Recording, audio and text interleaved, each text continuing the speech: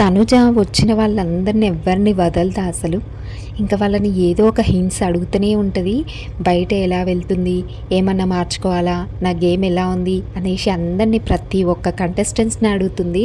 ఇంక ఇక్కడ అదే విధంగా మానస్ని అడుగుతుంది ఇక్కడ కూర్చొని. మానస్, నా గేమ్ ఎలా ఉంది, ఏమన్నా మార్చుకోవాలా అని చెప్పేసి మానస్ని అడిగినప్పుడు మానస్ అయితే ఈ విధంగా చెప్తాడు తనుజకి. ఏమనంటే, ఏం అవసరం లేదు తనుజ, నువ్వు ఎలా ఆడుతున్నావో అలాగే ఆడు. నువ్వు స్ట్రాంగ్ పాయింట్స్ పెడుతున్నావు, నామినేషన్లో గట్టిగా మాట్లాడుతున్నావు, ఇంకా చాలా బాగుంటుంది నీ గేము, అసలు ఎందులో మార్చుకోవాల్సిన పని లేదు.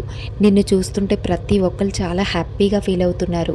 ఒక అమ్మాయిలాగా, ఒక ఫ్రెండ్ లాగా, ఒక సిస్టర్ లాగా నిన్ను చాలామంది ఇష్టపడుతున్నారు తనుజ, నీకు చాలా బాగుంది బయట అంటూ ఇంకా మానస్ అయితే చెప్తాడు. ఇంకా వీళ్ళకైతే ఇప్పుడు బిగ్ బాస్ సీజన్ 9లో వీళ్ళకిచ్చిన హింట్స్ ఎవరికన్నా రాలేదు. ఏ సీజన్లో వచ్చిన ప్రతి ఒక్కరు హింట్స్ ఇస్తూనే ఉన్నారు.